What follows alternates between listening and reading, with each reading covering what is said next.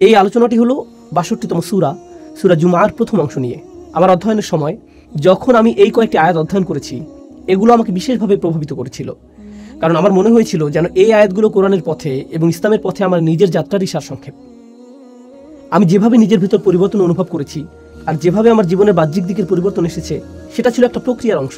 আর পরিবর্তনের সেই প্রক্রিয়াটি আসলে খুব চমৎকারভাবে বর্ণিত হয়েছে সূরা জুমার এই শুরুর আয়াতগুলোতে। আর আপনাদের সাথে এটা শেয়ার করাই আজকে আমার উদ্দেশ্য। আমি শুধুমাত্র লেকচার দিয়ে যেতে আগ্রহী নই। তো এখন আমি আপনাদের সাথে আলোচনা কয়েকটি বিষয় নিয়ে শুরু করব, আর আশা করছি ইনশাআল্লাহ আপনারা আমার সাথেই থাকবেন এবং বিষয়গুলো বুঝতে পারবেন পর্যায়ক্রমে সুশৃঙ্খলভাবে। আমি বিষয়গুলোকে আজকে সুশৃঙ্খলভাবে উপস্থাপন করতে চাই, যাতে আপনারা বিষয়গুলো সহজেই মনে রাখতে পারেন, যা আপনারা এত ভালোভাবে অনুধাবন করবেন যে তখন আপনারা নিজের ভাষায় তা অন্যদেরকে বোঝাতে পারবেন ইনশাআল্লাহ। প্রথম যে বিষয়টা আমি শেয়ার করতে চাই তা হলো সূরা জুমার একটা পরিচিতি দেয়া, এবং যা কোরআনের ৬২তম সূরা, এটা সম্পর্কে কয়েকটি প্রাথমিক বক্তব্য উপস্থাপন করব। দ্বিতীয় যে বিষয়টা আমি করতে চাই, আল্লাহর ৪টি নাম নিয়ে আলোচনা। সূরাটির প্রথম আয়াত আল্লাহর বর্ণনা করেছে তার ৪টি নামের মাধ্যমে। খুবই সুন্দর, গভীর অর্থবোধক নাম, একটি নির্দিষ্ট ধারাবাহিকতায়। তো আমরা কিছুটা কথা বলবো এই ৪টি নাম নিয়ে, তারপর আমরা আলোচনা করব দ্বিতীয় আয়াতে রাসূল সাল্লাল্লাহু আলাইহি সাল্লামকে যে দায়িত্ব দেওয়া হয়েছিল তা নিয়ে। আমাদের রাসূল সাল্লাল্লাহু আলাইহি সাল্লামকে সর্বশ্রেষ্ঠ মিশন দিয়ে পাঠানো হয়েছে, যা কোনো মানুষকে কখনো দেয়া হয়নি। আর দ্বিতীয় আয়াতে সেই সম্পূর্ণ মিশনটির সারসংক্ষেপ করা হয়েছে ৪টি কাজের মাধ্যমে। এগুলো হলো সেই ৪টি কাজ যা রাসূল সাল্লাল্লাহু আলাইহি সাল্লামকে করতে হয়েছিল, যে পরিবর্তন তিনি এনেছিলেন তার জন্য। আর এই আলোচনার শেষে সর্বশেষ যে আলোচনা আপনাদের সাথে করব তা হলো আমার এবং আপনার পরিবর্তনের ক্ষেত্রে আলোচিত এই সকল শিক্ষার ভূমিকা, নিজেকে পরিবর্তনের জন্য কোরআনে বর্ণিত এই ৪টি পদক্ষেপ, যার আলোকে আমি আজকের আলোচনার নামকরণ করেছি। মূলত তাই থাকবে শেষের দিকে। কোরআন থেকে এই শিক্ষাগুলো আমরা শিখব এবং শেষে তা থেকে নির্যাস বের করে আমাদের নিজেদের জীবনে প্রয়োগ করব। তো আসুন শুরু করি সেই ভূমিকা দিয়ে, সূরা জুমার সংক্ষিপ্ত পরিচিতি দিয়ে। এটি সহ আরো কয়েকটি সূরাকে একসাথে বলা হয় মুসাব্বিহাত। এটা একটা বড় আরবি শব্দ, আপনি হয়তো জানেন না এর অর্থ কি। আসলে মুসাব্বিহাত হলো সেই সূরাগুলো যা আল্লাহর পারফেকশন বর্ণনা করে। যে বিষয়টি এই সূরাগুলোর সবগুলোতেই দেখা যায় তা হলো সবগুলো সূরার শুরুতে রয়েছে সাব্বাহা লিল্লাহি মা ফিস সামাওয়াতি ওয়াল আরদ, অথবা ইউসাব্বিহু লিল্লাহি মা ফিস সামাওয়াতি ওয়া মা ফিল আরদ, অর্থাৎ আকাশ এবং পৃথিবীর সবকিছুই আল্লাহর পারফেকশনের বর্ণনা করে আসছে এবং তারা আল্লাহর পারফেকশন বর্ণনা করতে থাকবে এবং তারা এখন আল্লাহর পারফেকশন বর্ণনা করে যাচ্ছে। এই ঘোষণা এসেছে এই কয়েকটি মাদানী সূরা শুরুতে, যার একটি হলো সূরা জুমা। কিন্তু লক্ষণীয় অন্য একটি বিষয় হলো এই সবগুলো সূরাই আকাশ এবং পৃথিবীকে তুলনা করেছে মদিনার মুসলমানদের সাথে। রাসূল সাল্লাল্লাহু আলাইহি সাল্লাম মদিনায় হিজরত করার পর সেখানে মুসলিমদের নতুন সমাজ গড়ে ওঠে। এই সূরাগুলো মদিনার মুসলিমদের অবস্থাকে আকাশ এবং পৃথিবীর সাথে তুলনা করেছে। মূলত এটা প্রকাশ করেছে যে আকাশ এবং পৃথিবী তাই করছে যা তাদেরকে বলা হয়েছে। তারা আল্লাহর সামনে আত্মসমর্পণ করে এবং তার পারফেকশন ঘোষণা করে। আল্লাহ বোঝাতে যাচ্ছেন, কেন তোমাদের ঈমানের স্তর ভিন্ন? তোমাদের কেউ কেউ খুবই নিবেদিত, কেউ কেউ মোটেও নিবেদিত না। তোমাদের কেউ কেউ মুনাফিকিপূর্ণ, তোমাদের কারো কারো সংকল্প দুর্বল, এরকম পার্থক্য বিদ্যমান। তো আল্লাহ আসলে ভিন্নতা দূর করে সকলের ঈমানের স্তরকে উপরে তুলে আনতে চাইছেন এবং সকলকে পরিবর্তন করতে চাইছেন এই মুসাব্বিহাত সূরাগুলোর মাধ্যমে।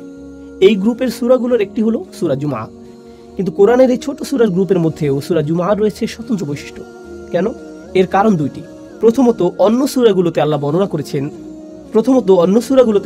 করেছেন আকাশ এবং পৃথিবীর এবং তাদের কার্যক্রম এবং তাদের করণীয়। ইউসাব্বিহু লিল্লাহি মা ফিস সামাওয়াতি ওয়া মা ফিল আরদ।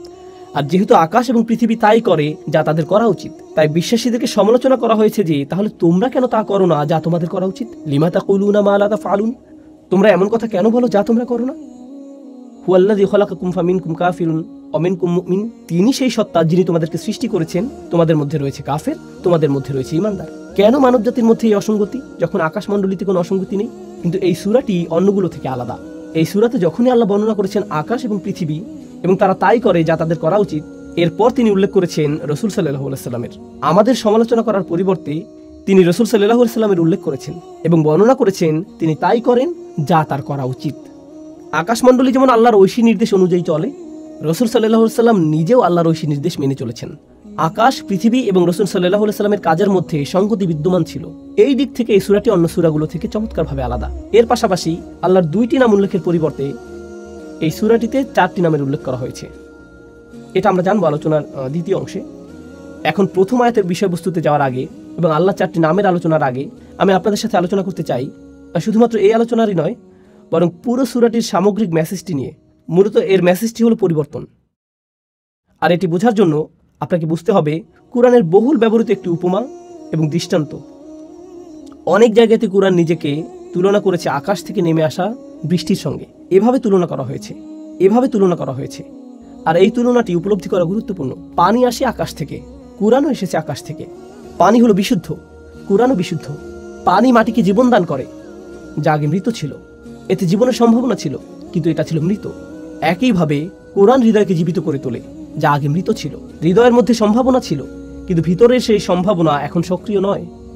অথবা এর ভিতরে নেক কাজের বীজ ছিল, কিন্তু এটা প্রস্ফুটিত হওয়ার এবং বিকশিত হওয়ার সুযোগ পায়নি। পানি এবং কোরআনের উপমাটি খুবই শক্তিশালী, কারণ এটা আসলে পরিবর্তনেরই উপমা। এক অর্থে আমাদেরকে তুলনা করা হয়েছে মাটির সাথে।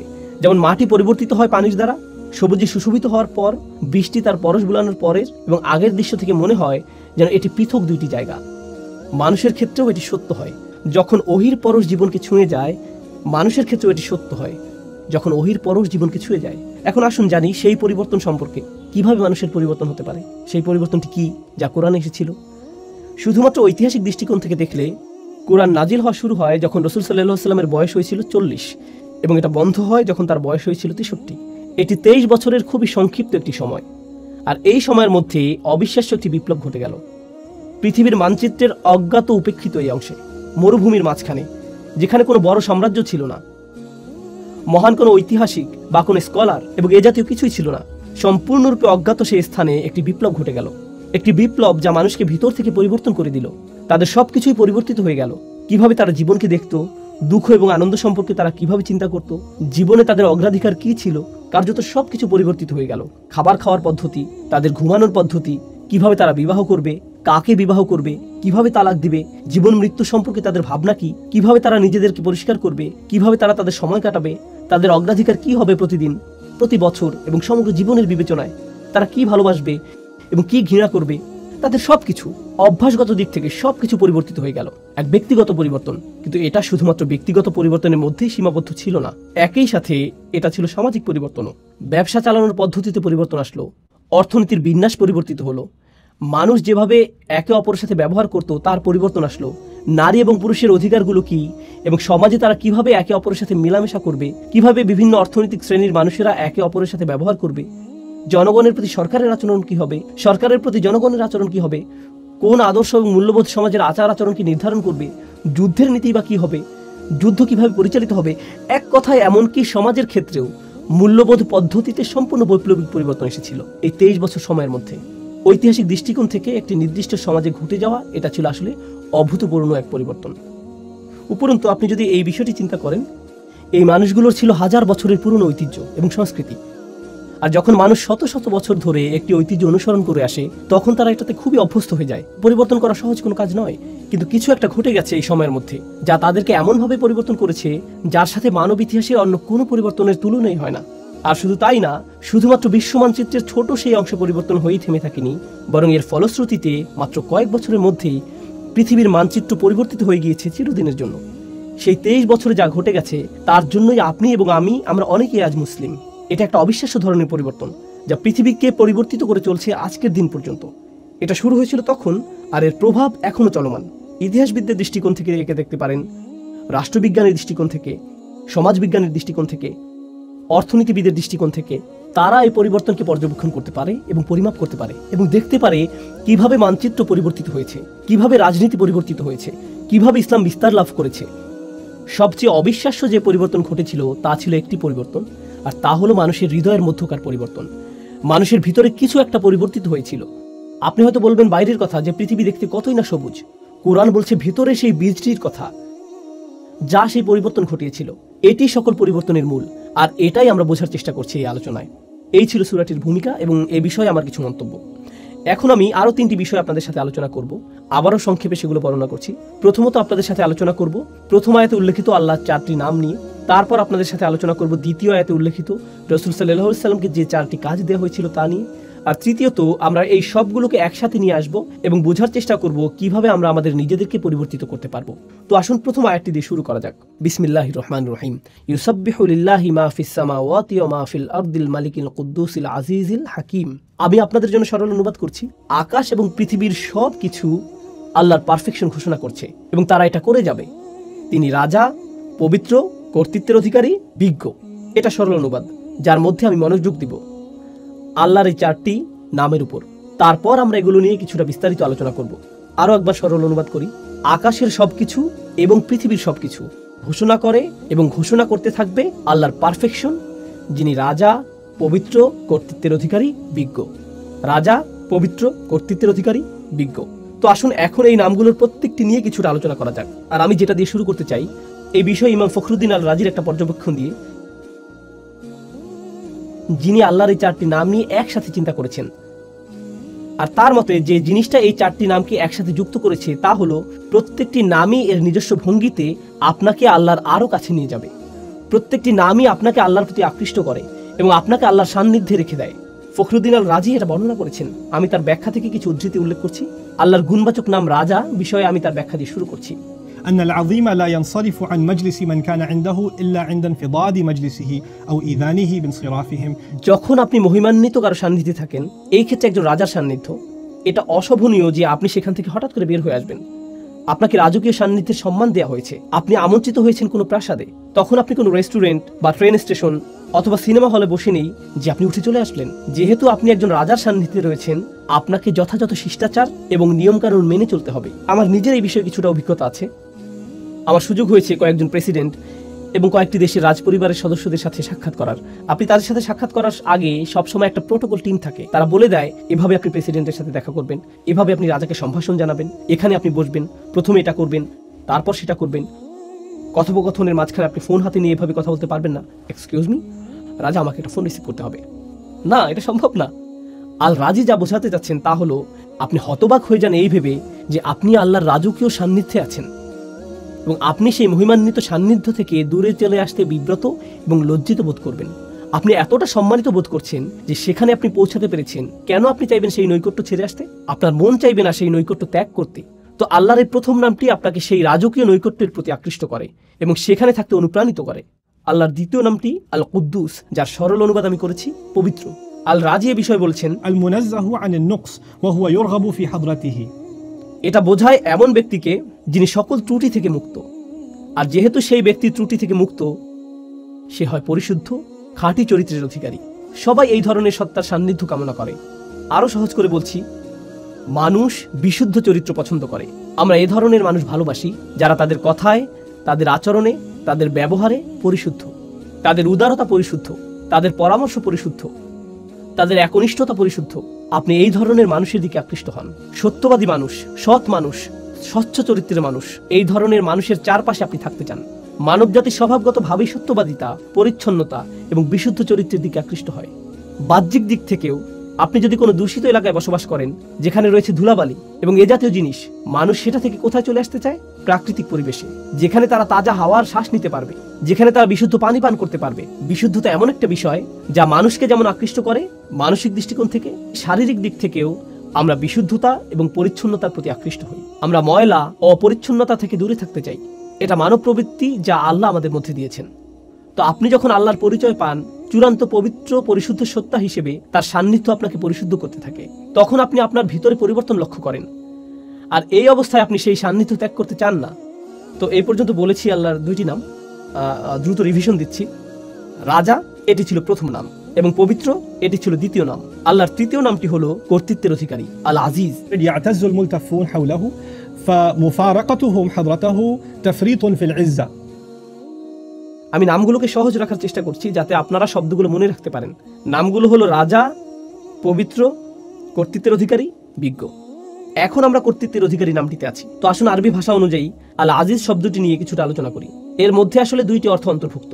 এর একটি অর্থ হলো কর্তৃত্ব, যা আমি ইতিমধ্যে অনুবাদ করেছি, কিন্তু এর অর্থের মধ্যে সম্মান এবং মর্যাদা অন্তর্ভুক্ত। আর আপনি যদি এই 2টি অর্থকে মিলিত করেন, তখন আল আজিজ যে ধারণাটি প্রদান করে তা হলো এমন কর্তৃত্ব যিনি সম্মানেরও যোগ্য। এটা গুরুত্বপূর্ণ একটা স্বতন্ত্র বৈশিষ্ট্য, কারণ এমন মানুষ আছে যাদের কর্তৃত্ব আছে কিন্তু তাদের কোনো সম্মান নেই। এমন এলাকা আছে যেখানে পুলিশের যথেষ্ট কর্তৃত্ব আছে কিন্তু এলাকার মানুষ তাদেরকে সম্মান করে না। এমন মানুষ থাকতে পারে যার সম্মান আছে, একজন শিক্ষক, কিন্তু তার কোনো কর্তৃত্ব নেই। এরকমও ঘটতে পারে। কিন্তু আল আজিজ হলেন এমন সত্তা যার কর্তৃত্ব আছে এবং তিনি একই সাথে সম্মানিত। আল রাজি বলেছেন কেন এই নামটি আকর্ষণকারী? তার মতে এই সবগুলো নামই কোনো না কোনোভাবে আকর্ষণ সৃষ্টিকারী, তাই না? এগুলো আপনাকে আল্লাহর নিকটবর্তী করে। তিনি বলেন এই গুণটিও রাজার মতো। একজন সম্মানিত এবং কর্তৃত্বের অধিকারী ব্যক্তি আপনাকে আমন্ত্রণ জানিয়েছেন, তার নৈকট্য লাভ করেছেন। আপনি সেই নৈকট্য ছেড়ে আসলে তিনি অসম্মানিত হবেন না, বরং আপনি নিজে অসম্মানিত হবেন। আপনি সেই সম্মান থেকে বঞ্চিত হবেন। আপনি আমন্ত্রণ পেয়েছেন সম্মানিত কোনো ব্যক্তির পক্ষ থেকে, আপনি আমন্ত্রণ পেয়েছেন কর্তৃত্বের অধিকারী কোনো ব্যক্তির কাছ থেকে। তো আপনার তার প্রতি আনুগত্য প্রদর্শন করা, সেখানে গিয়ে অবস্থান করার অর্থ হলো আপনার নিজেকে সম্মানিত করা। তো মানুষ আসলে সম্মানিত হতে পারে আল আজিজের সান্নিধ্য পাওয়ার মাধ্যমে। আর সব শেষে আমি দ্রুত আলোচনা করছি এই লিস্টের শেষ নামটি, আল মালিক, আল কুদ্দুস, আল আজিজ এবং সবশেষে আল হাকিম, রাজা, পবিত্র, কর্তৃত্বের অধিকারী এবং সবশেষে বিজ্ঞ। إذا فارق أحد حضرته فاته في كل آن شيء من الحكمة। চমৎকার কথা। যখন আপনি কোনো বিজ্ঞ ব্যক্তির সান্নিধ্যে থাকেন, তার কাছ থেকে বিজ্ঞতা অর্জন করতে যে কয়টি মুহূর্ত আপনি মিস করেন, তাই আপনার জন্য ক্ষতি। প্রতিটা মুহূর্তকে আপনি কাজে লাগাতে চান। আমার এই ধরনের অভিজ্ঞতা আছে, যা হয়তো আপনারও আছে। খুব কম সংখ্যক মানুষই আছে যারা প্রকৃত বিজ্ঞতার উৎস। আর আপনার নিকটে যদি তেমন বিজ্ঞ ব্যক্তি থাকে, আপনি নিশ্চয়ই জানেন যে সবাই সেই ব্যক্তির সান্নিধ্য পেতে চায়। তেমন ব্যক্তির নিরবিচ্ছিন্ন মনোযোগ পাওয়া সহজ নয়। আর যদি আপনি তা পান, আপনি চেষ্টা করেন প্রতিটা মুহূর্তকে কাজে লাগাতে, যাতে তার কাছ থেকে পাওয়া সবটুকু বিজ্ঞতাকে ধারণ করতে পারেন। পৃথিবীর বিভিন্ন প্রান্তে কিছু কিছু শিক্ষক আছেন যাদেরকে আমি অনুসরণ করি। আমি ভ্রমণ করে তাদের কাছে যাই, যেখানে গিয়ে কোনো লেকচার দেওয়ার জন্য না, আমি ভ্রমণ করি তাদের সাথে সাক্ষাৎ করার জন্য। আর যদি তারা আমাকে 1 ঘন্টা সময় দেন, যদি 20 মিনিটও দেন, তার জন্য আমি কৃতজ্ঞ। কারণ আমার জন্য সেই 20 মিনিট বেশি মূল্যবান। আমি নিজে 5-6 ঘন্টা অধ্যয়ন করার চেয়ে আমার জন্য সেই বিজ্ঞতাটুকু অমূল্য, সেই সাক্ষাৎটা আমার জন্য অমূল্য। তো বিজ্ঞ ব্যক্তির নৈকট্যে প্রতিটা মুহূর্তই মূল্যবান। এবং এটা এমন ঘনিষ্ঠ অন্তরঙ্গ সম্পর্ক কোনো শিক্ষক অথবা বয়স্ক কারোর সাথে, যিনি আপনাকে তত্ত্বাবধান করেন, ভালোবাসেন এবং এর মাধ্যমে আপনি বিজ্ঞতা অর্জন করতে পারেন। তো এই হলো আল্লাহর 4টি নাম, যা এই আয়াতের মধ্যে বর্ণিত হয়েছে: রাজা, পবিত্র, কর্তৃত্বের অধিকারী এবং বিজ্ঞ। এটা ছিল ইমাম রাজির চিন্তা এবং কিভাবে তিনি নামগুলোকে বিশ্লেষণ করেছিলেন তার বর্ণনা। আমি তার এই বিশ্লেষণের সাথে আমার কিছু চিন্তা যোগ করতে চাই। আমি আপনাদের সাথে যা শেয়ার করতে চাই তা হলো, আল্লাহর এই নামগুলোকে আরও সাজানো যায়। 4টি নামকে 2 জোড়ায় ভাগ করা যায়। আর সেই 2টি জোড়া হলো, প্রথম এবং তৃতীয় নাম দুটি একরকম, আবার দ্বিতীয় এবং চতুর্থ নাম দুটির মধ্যে মিল রয়েছে। 1 এবং 3, 2 এবং 4। আসুন নাম্বারগুলোর স্থানে নাম বসাই। রাজা এবং কর্তৃত্বের মধ্যে মিল আছে, আর পবিত্র এবং বিজ্ঞতার মধ্যে মিল আছে। তো আসুন এই সম্পর্কে আলোচনা করি। আপনারা অনেকেই হয়তো বুঝতে পারছেন, রাজা এবং কর্তৃত্বের মধ্যে মিল কি থাকতে পারে। একজন রাজাই কর্তৃত্বের অধিকারী, আর একজন আদর্শ রাজা সম্মানিত। এই 2টি নামের মধ্যে আরো অনেক মিল আছে। তারা উভয় দাবি করে আনুগত্যের, তাদের উভয়কেই সম্মান করতে হয়, তাদের আদেশ পালন করতে হয়। আপনাকে স্বীকার করতে হবে তাদের অবস্থান উপরে এখানে, আর আপনি নিচে এখানে। একজন রাজার অবস্থানও অন্য সবার ঊর্ধ্বে। তিনি রাজা আর আপনি একজন প্রজা। আপনার অবস্থান নিচে এখানে। আল্লাহর এই নামগুলো আমার উপর তার কি প্রভাব ফেলে? আমার উপর তাদের প্রভাব হলো, তারা আমাকে আল্লাহর প্রতি অনুগত বানায়, বাধ্যগত বানায়, আল্লাহর সামনে বিনয়ী বানায়। তারা আমাকে আল্লাহর ভয়ে ভীত বানায়, তারা আমাকে আতঙ্কিত করে, তারা আমাকে আল্লাহর শক্তিমত্তা এবং মহত্বের স্মরণে অভিভূত বানায় এবং আমার ক্ষুদ্রতা প্রকাশ করে। এটাই এই নামগুলো প্রকাশ করে। কোন 2টি নাম? আল মালিক এবং আল আজিজ। এগুলো আল্লাহর মহত্ব প্রকাশ করে এবং এর ফলে আমি হয়ে যাই ক্ষুদ্র এবং তুচ্ছ, আমি হয়ে যাই দাস, আমি হয়ে যাই বিনীত এই 2টি নামের সামনে। কিন্তু আপনি যদি অন্য 2টি নাম দেখেন, আল কুদ্দুস, আল হাকিম, পবিত্র এবং বিজ্ঞ, প্রথম 2টি নামের মতো পবিত্রতা, পরিশুদ্ধি দূর থেকে অনুভব করা সম্ভব নয়। পবিত্রতা এবং পরিশুদ্ধি বোঝা যায় যখন আপনি কারো কাছে যান, আপনি দেখতে পান তাদের আচরণ। আবার বিজ্ঞতা হলো এমন জিনিস, যখন কেউ একজন আপনার কাঁধে হাত রেখে আপনাকে উপদেশ দান করে, যিনি আপনার অবস্থা উপলব্ধি করেন। আল হাকিম নিয়ে চিন্তা করলে কুরআনে বর্ণিত লোকমান আলাইহিস সালামের একটি ঘটনা আমার মনে পড়ে।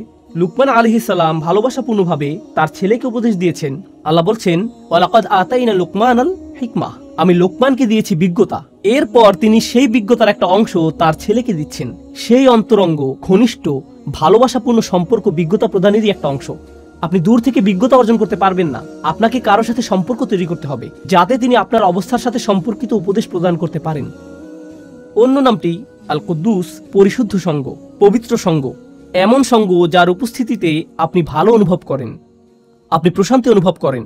আমার কাছে আল কুদ্দুস এবং আল হাকিমকে এভাবেও সম্পর্কিত মনে হয়, যখন আপনি পরিশুদ্ধ কারো সান্নিধ্যে থাকেন, তখন আপনার হৃদয় পরিশুদ্ধ হতে শুরু করে। আর আপনি যখন বিজ্ঞ কোনো ব্যক্তির সান্নিধ্যে থাকেন, তখন তার বিজ্ঞতা দ্বারা আপনার মন পরিশুদ্ধ হতে শুরু করে। তো হৃদয় এবং মন পবিত্র হয় আল কুদ্দুস এবং আল হাকিম দ্বারা। তো 2টি নাম হলো দূরত্ব সূচক, রাজকীয়, মহিমান্বিত, এমনকি ভয় সৃষ্টিকারী। আর অন্য 2টি নাম নৈকট্য সূচক, বন্ধুত্বপূর্ণ, তারা আপনাকে কাছে টানে। এটা থেকে মনে হয় যেন এই নামগুলো বোঝায় দূরে কাছে, বারে বারে দূরে রাখা এবং কাছে টানার প্রক্রিয়া চলছে। আমার এবং আল্লাহর মধ্যে সম্পর্কের ক্ষেত্রে এই নামগুলোর যে বিপরীতধর্মী প্রতিক্রিয়া তা আসলে খুবই চমৎকারভাবে কোরআনে বর্ণিত হয়েছে। আর আল্লাহর সাথে আমার সম্পর্কের ক্ষেত্রে এই উভয় অবস্থাই দরকারি। প্রথমে আমি আপনাদেরকে এর একটা উদাহরণ দিতে চাই। এক্ষেত্রে আমার প্রিয় উদাহরণটি হলো মূসা আলাইহিস সালামের উদাহরণ। যখন তিনি আগুন দেখতে পেলেন, তিনি ছিলেন তার পরিবারের সাথে, আর তখন তিনি পাহাড়ের উপর আগুন দেখতে পেলেন। তিনি তার পরিবারকে বললেন, তোমরা এখানে থাকো, আমি আগুন দেখতে পেয়েছি, সম্ভবত আমরা সেখান থেকে পথ চলার নির্দেশনা পাবো। তিনি বুঝতেই পারেননি যে উপরে গিয়ে তিনি আল্লাহর সাথে কথা বলবেন। যখন তিনি সেখানে গেলেন তখন প্রথম অনুভূতি কি ছিল? আল্লাহ বলেছেন, ইয়া মূসা ইন্নী আনা রব্বুক ফাখলা'ন আলাইক।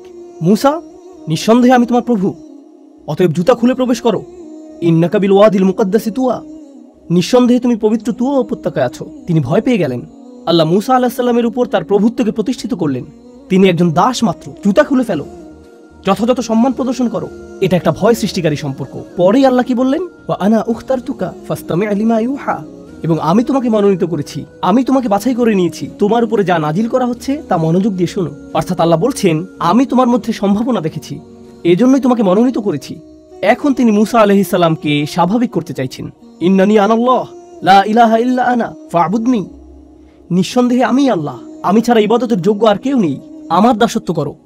এটা আবার প্রভুত্ব এবং দাসত্ব ভয় সৃষ্টিকারী সম্পর্ক। আর এর ঠিক পরেই নৈকট্য সূচক সম্পর্ক। ওয়াকিমিস সালাতা লিযিকরি, নামাজ কায়েম করো যাতে আমাকে স্মরণ করতে পারো। আল্লাহর স্মরণ অবশ্যই হৃদয়ের সাথে সম্পর্কিত এবং আল্লাহর সাথে নৈকট্য প্রকাশকারী বিষয়। এরপরেই তিনি আবারও তাকে ভয় দেখাচ্ছেন এবং বলছেন, ইন্নাস সাআতা আতিয়াতুন আকাদু উখফিহা লিতুজজা কুল্লু নাফসিন বিমা তাসআ ফালা ইয়াসুদ্দান্নাকা আনহা মান লা ইউমিন বিহা ওয়াত্তাবা হাওয়াহু ফাতারদা। কিয়ামত নিকটবর্তী, আমি এটাকে প্রায় সম্পূর্ণ গোপন রেখেছি যাতে প্রত্যেক ব্যক্তি তার প্রচেষ্টা অনুযায়ী প্রতিদান পেতে পারে। যারা কিয়ামতে বিশ্বাস করে না এবং নিজের প্রবৃত্তির অনুসরণ করে, তাদেরকে সেই সুযোগ দিও না যাতে তোমাকে বিভ্রান্ত করতে পারে, তাহলে তুমি পাহাড় থেকে নিচে পড়ে যাবে। আক্ষরিকভাবে তিনি বলেছেন ফাতারদা, কারণ মূসা আলাইহিস সালাম পাহাড়ের উপরেই দাঁড়িয়েছিলেন। তো তিনি বললেন, তারা রূপক অর্থে পাহাড় থেকে পড়বে, ব্যতিক্রম কিছু করলে তুমি আসলেই পড়ে যাবে। যখন মূসা আলাইহিস সালাম কিয়ামত দিবস সম্পর্কে শঙ্কিত হয়ে পড়লেন, তখন তিনি বললেন, ওমা তিলকা বিয়ামিনিকা ইয়া মূসা, তোমার ডান হাতে ওটা কি মূসা? আবারও বন্ধুত্বপূর্ণ সংলাপ যা তাকে নিকটে আনছে। এই ধরনের উদাহরণ সমগ্র কোরআন জুড়ে রয়েছে। এখন এটা জানা গুরুত্বপূর্ণ যে কেন এই ধরনের সংলাপ, কেন কিছু নাম আমাদেরকে আতঙ্কিত করছে, ভীত করছে, আল্লাহর কর্তৃত্ব প্রতিষ্ঠা করছে, আর অন্য নামগুলো কেন তাকে বন্ধুত্বে পরিণত করছে, ঘনিষ্ঠ সহযোগী বানিয়ে দিচ্ছে। এই দুইটি জিনিস একসাথে যায় না। লক্ষ্য করুন, যখন আল্লাহর সাথে আপনার সম্পর্ক শুধু কর্তৃত্বকে ঘিরে হয়, তখন আপনি আল্লাহর ভয়ে এতটাই ভীত হবেন এবং এতটাই আতঙ্কিত থাকবেন যে আপনি সকল আশা হারিয়ে ফেলবেন।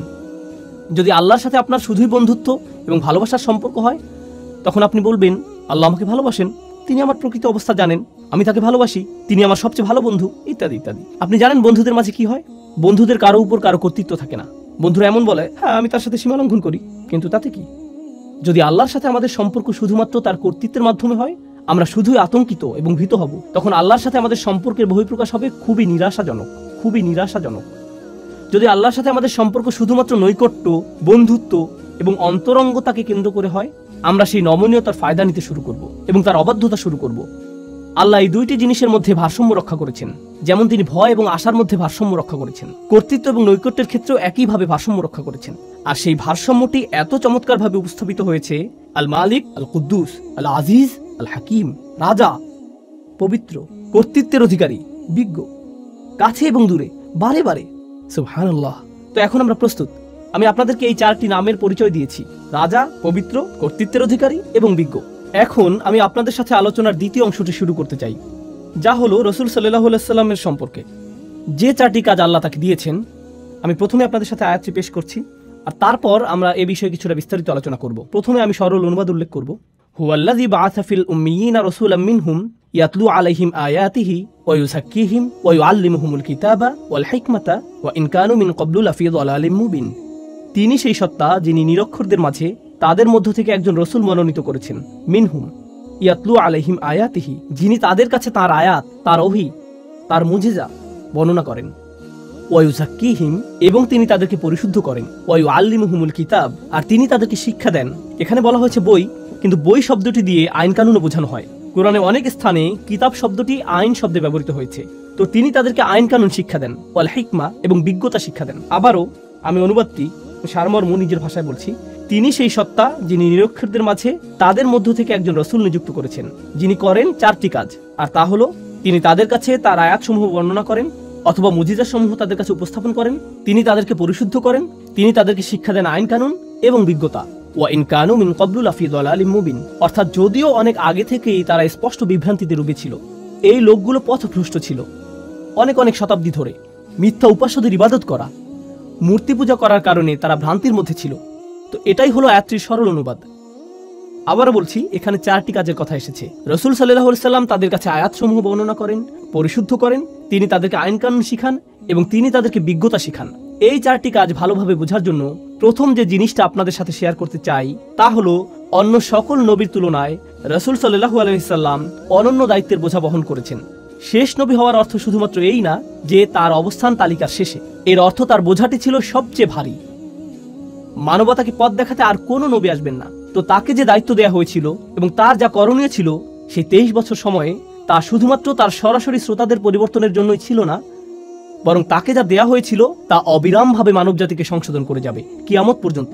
যেভাবে সকল নবী মানবতাকে পরিশুদ্ধ করে গেছেন, আগে যে কাজ সকল নবীরা করে গেছেন, এখন তা পালন করতে হবে এই একজন নবীর দ্বারা, তাদের সবার জন্য। কিয়ামত পর্যন্ত যত জাতি আসবে, যত প্রজন্ম আসবে, যত সমাজ আসবে, কিয়ামত পর্যন্ত যত জাতি আসবে, এই বোঝাটি আমাদের রাসূল সাল্লাল্লাহু আলাইহি সাল্লামকে বহন করতে হয়েছিল। আর এই সব কিছুর উপর নবীদেরকে দেয়া হতো চমকপ্রদ সব মুজিজা, সমাজে পরিবর্তন সাধন করার জন্য, মানুষকে সঠিক পথে আনার জন্য, যেমন মুসা আলাইহিস সালাম এবং তার লাঠির ঘটনা। কিন্তু আমাদের নবীকে শুধু কোরআনই দেয়া হয়েছিল, তাকে অন্য কিছু দেয়া হয়নি। এই 4টি কাজের ধারাবাহিকতা এবং সৌন্দর্য বিস্তারিত বোঝার জন্য আমি এই আলোচনা শুরু করতে চাই একটি উপমার মাধ্যমে। আর আমার মনে হয় এই উপমাটির মধ্যে আয়াতের মূল বিষয়গুলো চলে আসবে। অনেক আগের অনুন্নত এক গ্রামের কথা কল্পনা করুন, যাতে তেমন একটা সভ্যতার ছোঁয়া লাগেনি। যারা সেখানে বসবাস করে তাদের তেমন কোনো আইন কানুন এবং অবকাঠামো ছিল না। আর তারা একদিন একটি বাহিনীকে আসতে দেখলো, যেখানে ছিল সুসজ্জিত ঘোড়া, পোশাক পরিহিত সৈনিক, তাদের সাথে রাজদূতও এসেছেন। আর সেই রাজদূতের দেহে এমন সব পোশাক যা তারা আগে দেখেনি কখনো। নিঃসন্দেহে এই নবাগতরা এই এলাকার অধিবাসী না। আর সেই দূত তাদের সামনে একটি রাজফরমান মেলে ধরলেন এবং একজন রাজার পাঠানো বার্তা তাদেরকে পড়ে শোনাতে লাগলেন, যিনি কিনা তাদের গ্রামকে দখল করতে চান, তার সাম্রাজ্যের অন্তর্ভুক্ত করতে চান এবং তার রাজ্যের অংশ হওয়ার সুযোগ দানে ধন্য করতে চান। তিনি সেই রাজার পক্ষ থেকে এই সকল বার্তা তাদেরকে দিয়ে যাচ্ছেন। গ্রামের অধিবাসীরা তাকে দেখে বলল, প্রথমত এটা পরিষ্কার যে আপনারা বহিরাগত, কিন্তু কিভাবে আমরা বুঝবো যে আপনি আসলে একজন রাজার কাছ থেকে এসেছেন? এর সপক্ষে কি প্রমাণ আছে আপনার কাছে? কি প্রমাণ আছে আপনার কাছে? তো তিনি তাদেরকে দেখালেন মুদ্রা, তিনি তাদেরকে এমন ধনভাণ্ডার দেখালেন যার অধিকারী হওয়া একজন রাজার পক্ষেই সম্ভব। তিনি তাদেরকে এমন কিছু নিদর্শন দেখালেন যাতে প্রকাশ পায় যে তিনি আসলে একজন রাজপ্রতিনিধি। যদি তারা সন্তুষ্ট হয়, তারা বলবে, আমরা তার কথা শুনে দেখব, আমরা শুনতে চাই এই রাজার কি বক্তব্য। আমরা বেশ চমৎকৃত হয়েছি এই বাহিনী এবং এর সাথে যা কিছু তিনি নিয়ে এসেছেন এবং তার রাজকীয় প্রমাণাদি দেখে। আমরা তার প্রস্তাবটি বিবেচনা করব। এখন আপনি যদি সেই বাহিনীর সাথে গিয়ে রাজার সাথে সাক্ষাৎ করতে যান, তাহলে আপনাকে সবচেয়ে সুন্দর পোশাকটি পরিধান করতে হবে, আপনাকে রাজদরবারের রীতিনীতি মেনে চলতে হবে, আপনাকে নিজেকে পরিশুদ্ধ করতে হবে, আপনাকে নিজেকে পরিচ্ছন্ন করতে হবে। আয়াতে আমরা যা শিখছি তার সাথে মিলাতে থাকুন। আপনি রাজার সাক্ষাৎ পেলেন আর রাজা আপনাকে বললেন, যদি তোমরা আমার রাজ্যের অন্তর্ভুক্ত হতে চাও, এই আইন কানুনগুলো তোমাদের মেনে চলতে হবে, এই বিধিবিধানগুলো এখন থেকে পালন করতে হবে, এটাই হবে তোমাদের সংবিধান। আর সেই দূত আস্তে আস্তে এই মানুষগুলোকে গড়ে তুললেন, আর তারা একের পর এক রাজ্যের আইনগুলো তাদের সমাজে বাস্তবায়িত করতে লাগলো। একসময় তারা নিজেরাও হয়ে উঠল পরিশুদ্ধ, সুপ্রশিক্ষিত, সুপ্রতিষ্ঠিত, পরিশীলিত একটি সমাজ। আর যখন তারা প্রশিক্ষিত হতে শুরু করে, তখন তারা পরিশীলিত জাতিতে পরিণত হওয়ার সুফল উপলব্ধি করতে শুরু করে। তারা এই সকল আইনের সুবিধা আগে দেখতে পায়নি, কিন্তু এখন তারা সেই সুবিধাগুলো দেখতে পাচ্ছে। তো পরিশুদ্ধির এই প্রক্রিয়া তারা অতিক্রম করলো। আমি আপনাদের সামনে এই উপমাটি উপস্থাপন করলাম কারণ এটা রাসূল সাল্লাল্লাহু আলাইহি সাল্লামের কাজের সাথে মোটামুটি মিলে যায়, কিন্তু কিছু অমিলও আছে। মিলগুলো হলো, রাসূল সাল্লাল্লাহু আলাইহি সাল্লাম যেই মানুষগুলোর মধ্যে এসেছিলেন, তারা তাদের রাজার কাছ থেকে কোনো বাণী পায়নি অনেক অনেক প্রজন্ম ধরে। ওয়া ইন কানু মিন ক্বাবলু লাফি দালালিম মুবিন। রাসূল সাল্লাল্লাহু আলাইহি সাল্লাম প্রথম কোন কাজটি করলেন? তিনি আল্লাহর আয়াতগুলো বর্ণনা করেছিলেন। মানুষ কোরআনের বাণী শুনল আর তিনি দাবি করেছিলেন যে এটা এসেছে আল্লাহর কাছ থেকে। তারা বলল, কিভাবে আমরা বুঝবো যে এটা আল্লাহর কাছ থেকে এসেছে? কি প্রমাণ আছে আপনার কাছে যে এটা আল্লাহর বাণী? আল্লাহর বাণীগুলো এতটাই শক্তিশালী, এতটাই অভিজাত, এতটাই অনুকরণীয়, আপনার পক্ষে এর মতো কিছু তৈরি করা সম্ভব না। এর প্রভাব এতটাই অভিভূতকারী যে যারা এটা শুনবে তারা তৎক্ষণাৎ বুঝতে পারবে যে এই কথাগুলো কোনো মানুষের কথা নয়। তারা আল্লাহর বাণীর মুজিজা সরাসরি উপলব্ধি করেছিল, আর শুধুমাত্র এটাই তাদেরকে বিনয়াবনত করেছিল। এরকম নজিরও রয়েছে, যখন মানুষ রাসূল সাল্লাল্লাহু আলাইহি সাল্লামের সাথে বিতর্ক করতে এসেছিল, তখন তিনি আয়াত পাঠ করতে করতে এমন আয়াতে গেলেন যেখানে আল্লাহ আদেশ করেছেন সবাইকে সিজদায় অবনত হওয়ার জন্য। এরকম ঘটেছে। কাফেরদের সম্পূর্ণ জনসমাবেশ সেখানে সিজদায় পড়ে গিয়েছিল। এরকম ঘটেছে। কোরআনের বাণী তাদেরকে অভিভূত করে ফেলেছিল। এই প্রথম কাজটি রাসূল সাল্লাল্লাহু আলাইহি সাল্লাম করেছেন। মানুষকে কোরআনের শক্তিশালী মুজিজার সাথে পরিচয় করিয়েছেন। ইয়াতলু আলাইহিম আয়াতিহি, তিনি এটা তাদের কাছে উপস্থাপন করেছেন। আর যখন উপস্থাপন করলেন, তারা বিস্ময়ে অভিভূত হয়ে গেল। এই মানুষটি এটা সৃষ্টি করতে পারে না। এটা এসেছে অনেক বেশি মহান, অনেক বেশি রাজকীয়, অনেক বেশি শক্তিশালী কোন সত্তার কাছ থেকে। কিছু মানুষ এই বাণীগুলোর দ্বারা এতটাই অভিভূত হয়ে গেল যে তারা সংকল্প করলো যে তারা এই বাণীকে গ্রহণ করে নিবে, এবং তারা উপলব্ধি করলো যে এখন তাদেরকে পরিশুদ্ধ হতে হবে। এই সকল মানুষেরা তখন রাসূল সাল্লাল্লাহু আলাইহি সাল্লামকে সঙ্গ দিয়েছিলেন। তারা তার চারপাশে থাকতেন, তাকে ঘিরে থাকতেন। তারা তাকে কেন্দ্র করে একটি সমাজ গড়ে তুলল। আর তিনি তাদেরকে সার্বক্ষণিকভাবে আল্লাহর স্মরণে রেখেছিলেন। ফাযাক্কির ইন নাফাআতি যিকরা, স্মরণ করিয়ে দাও যদি স্মরণ করানো উপকারে আসে। ফাইন্না যিকরা তানফাউল মুমিনিন, সার্বক্ষণিক জিকির দ্বারা মুমিনরা উপকৃত হবে। রাসূল সাল্লাল্লাহু আলাইহি সাল্লাম আল্লাহর বাণীর মাধ্যমে তাদেরকে সার্বক্ষণিকভাবে আল্লাহর স্মরণের মধ্যে রেখেছিলেন। আর সেই স্মরণের মাধ্যমে দুইটি জিনিস ঘটল। তাদের হৃদয় পরিশুদ্ধ হতে শুরু করলো লোভ থেকে, হিংসা থেকে, বস্তুবাদ থেকে, দুনিয়াবী প্রয়োজন এবং দুশ্চিন্তা থেকে। আল্লাহর সাথে তাদের হৃদয়ের সম্পর্ক ক্রমশ জোরালো হতে লাগলো, আর এই পৃথিবীর সাথে ধীরে ধীরে সম্পর্কহীন হতে লাগলো। তারা চারপাশকে আরো পরিশুদ্ধ এবং সৌন্দর্যমণ্ডিতভাবে দেখতে লাগলো। তবে তাদের মনও পরিশুদ্ধ হতে শুরু করলো। তাদের চিন্তা পদ্ধতিতে পরিবর্তন আসা শুরু করলো। তারা বিভিন্ন বিষয়কে সমালোচনার দৃষ্টিতে দেখতে লাগলেন, যা আগে করেননি। তারা এমন সব বিষয়কে সমাদর করতে শুরু করলেন। এই পরিশুদ্ধি ঘটেছিল তাদের অবিরত ওহীর জ্ঞানের সংস্পর্শে থাকার কারণে। ওয়ায়ুযাক্কিহিম, তিনি তাদেরকে পরিশুদ্ধ করেছেন। আর যখন তারা পরিশুদ্ধির একটা নির্দিষ্ট স্তরে পৌঁছলেন, তখন তাদের হৃদয় এবং মন সম্পূর্ণভাবে আল্লাহর নিকট সমর্পিত হয়ে গেল। আর আগেই তারা আল্লাহর মুজিজার দ্বারা অভিভূত হয়েছিলেন। এভাবেই তারা সবচেয়ে শক্তিশালী মানুষে পরিণত হলেন। এমন মানুষ যারা সবকিছু ছাড়তে প্রস্তুত ছিলেন। অবশেষে আল্লাহ তাদেরকে আইনের বিধিবিধান প্রদান করলেন। যখন তিনি বললেন, নির্দিষ্ট কিছু খাবার যা তোমরা আজীবন খেয়ে এসেছো তা এখন থেকে আর খেতে পারবে না। নির্দিষ্ট কিছু পানীয় যা ছিল নেশা সৃষ্টিকারী, মদ এবং অ্যালকোহল, যা তোমরা সারা জীবন উপভোগ করে এসেছো, আজকে থেকে এটা তোমাদের জন্য নিষিদ্ধ। নির্দিষ্ট কিছু পোশাক, নারীরা নিজেদেরকে সুসজ্জিত করতে, চকমকে পোশাক পরতে এবং সামাজিক অনুষ্ঠানে যেতে পছন্দ করত। আর তারপর কোরআন বলল, না, আজকে থেকে তোমরা অন্যভাবে পোশাক পরিধান করবে, এবং তাদেরকে আইনের বিধিবিধান দিল। যখন আল্লাহ আইনের বিধিবিধান দিলেন, এই মানুষগুলো তৎক্ষণাৎ প্রস্তুত ছিলেন তা বাস্তবায়নের জন্য। কেন এরকম ঘটলো? কারণ দীর্ঘ একটা সময় ধরে দুইটি বিষয় ঘটে গিয়েছিল। ইয়াতলু আলাইহিম আয়াতিহি, তারা অভিভূত হয়েছিল আল্লাহর মুজিজার দ্বারা। তারা আল্লাহর বাণীর কাছে বিনয়াবনত হয়েছিল এবং অবিরত তারা কোরআনের স্মরণ দ্বারা পরিশুদ্ধ হয়েছিলেন। এরপর অবশেষে তারা প্রস্তুত হয়েছিলেন আইন মানার জন্য। এই বিষয়ে হযরত আয়েশা রাদিয়াল্লাহু তাআলা আনহার উক্তিটি স্মরণীয় হয়ে থাকবে, লাউ আউয়ালা মা নাযালা মিনাল কুরআন লা তাশরবুল খামর লাকুল্লা আল্লাহি লান নাতরুকাল খামরা আবাদা। তিনি বলেছেন, কুরআন নাজিলের প্রথমেই যদি বলা হতো যে মদ পান করো না, তাহলে আমরা বলতাম আমরা কখনোই মদ ছাড়বো না, আমরা কখনোই এটা ত্যাগ করতাম না, কারণ তখন আমরা পরিশুদ্ধ হইনি। এটাই তিনি বোঝাতে চেয়েছেন। এখানে ওয়ায়ু আল্লিমহুমুল কিতাব, অর্থাৎ তিনি তাদেরকে কিতাব শিক্ষা দেন। এই অংশটি খুবই শক্তিশালী একটা বিষয় যা আমাদেরকে অনুধাবন করা জরুরি। তো এখানে ইয়াতলু আলাইহিম আয়াতিহি ওয়ায়ু আল্লিমহুমুল কিতাব, অর্থাৎ তিনি তাদেরকে কিতাব শিক্ষা দেন। এই অংশটি খুবই শক্তিশালী একটা বিষয় যা আমাদেরকে অনুধাবন করা জরুরি। ইসলামের আইন কানুনগুলো এরকম না যে শুধুমাত্র বলে দিলাম এটা হারাম, এটা হারাম, ওটা হারাম। আপনি যদি আসলেই চান যে তারা পরিবর্তিত হোক, তাহলে তাদেরকে কোরআনে বর্ণিত এই একই প্রক্রিয়ার মধ্য দিয়ে যেতে হবে। এখন সব শেষে আসছে অন্তহীন পথ চলার কথা, ওয়াল হিকমা, অর্থাৎ তিনি তাদেরকে বিজ্ঞতা শিক্ষা দেন। কেন আমি এটাকে বলছি অন্তহীন পথ চলা? লক্ষ্য করুন, আইন হলো সীমিত সংখ্যক বিধিবিধানের একটি সমষ্টি। এটা সীমিত কিছু নির্দেশনা, এটা নিষিদ্ধ, এটা নিষিদ্ধ, এটা নিষিদ্ধ, এটা অবশ্য করণীয়। আপনাকে দিনে 5 ওয়াক্ত নামাজ আদায় করতে হবে, সামর্থ্য থাকলে হজে যেতে হবে, আপনাকে রমজান মাসে রোজা রাখতে হবে। আইনের সংখ্যা সীমিত। ইসলামের আইনের সংখ্যা অসীম নয়, কিন্তু বিজ্ঞতা হলো সম্পূর্ণরূপে ভিন্ন একটি বিষয়। বিজ্ঞতা হলো অসীম, সমগ্র জীবনব্যাপী সাধনা। কুরআন শুধুমাত্র আমাদেরকে আইন দিতে আসেনি, কুরআন এসেছে সারা জীবনব্যাপী পাওয়া যায় এমন বিজ্ঞতা দিতে। আমার সমগ্র জীবন যদি ব্যয় হয় কোরআন থেকে বিজ্ঞতা অন্বেষণ করতে, তবুও সামান্য কয়েক ফুটা অর্জন করেই আমাকে পৃথিবী ছাড়তে হবে। এটাই বিজ্ঞতার ধরন। তো সবশেষে আল্লাহ আযজা ওয়া জাল্লা বলছেন, তিনি তাদেরকে বিজ্ঞতা শিক্ষা দেন। তিনি তাদেরকে সেই পদ্ধতির শিক্ষা দেন যাতে তারা এই গ্রন্থটির সাথে সম্পর্ক তৈরি করতে পারে এবং এটা থেকে আরো রত্ন আহরণ করতে পারে। আফালা ইয়াতাদাব্বারুনা কুরআন, তারা কি কোরআন নিয়ে গভীর মনোনিবেশ সহকারে চিন্তা করে না? এই প্রক্রিয়াটির কথাই কোরআনে এসেছে। প্রসঙ্গক্রমে বিজ্ঞতা সম্পর্কে আরেকটি বিষয় হলো, বিজ্ঞতা আইনের পেছনের অন্তর্নিহিত বিজ্ঞতাকেও শিক্ষা দেয়। এটা আপনাকে দেখায় যে ইসলাম শুধুমাত্র কিছু বিধিবিধান নয়, এটি আসলে একটি নৈতিক আদর্শ, এটি একটি আধ্যাত্মিক আদর্শ। এই আইনগুলোর মধ্যে আধ্যাত্মিক কল্যাণ রয়েছে। নৈতিক কল্যাণ রয়েছে। আপনি যত বেশি অধ্যয়ন করবেন, আইনের পেছনের এই বিজ্ঞতাগুলো তত স্পষ্ট হতে শুরু করবে। এই হলো পরিবর্তনের 4টি ধাপ যা রাসূল সাল্লাল্লাহু আলাইহি সাল্লামকে দেওয়া হয়েছিল। এখন আমি এই আলোচনার মধ্যে আমার প্রিয় অংশটিতে আসছি। তা হলো আপনাদের কাছে উপস্থাপিত এই 4টি ধাপ কিভাবে সেই সমাজকে পরিবর্তন করতে সক্ষম হয়েছিল যা ছিল অন্ধকারাচ্ছন্ন অনেক অনেক প্রজন্ম ধরে। আল্লাহ আমাদেরকে বলছেন যে কোরআনকে অবমূল্যায়ন করা যাবে না। কোরআন এমন বই নয় যা আপনি শুধুমাত্র পড়েই থেমে যান। কোরআন হলো সেই বই যার সাহায্যে আপনি সম্পূর্ণভাবে নিজেকে পরিবর্তন করতে পারেন।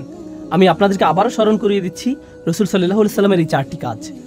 তিনি আয়াতসমূহ বর্ণনা করেন, তিনি তাদেরকে পরিশুদ্ধ করেন, তিনি তাদেরকে আইন শিক্ষা দেন, তিনি তাদেরকে বিজ্ঞতা শিক্ষা দেন।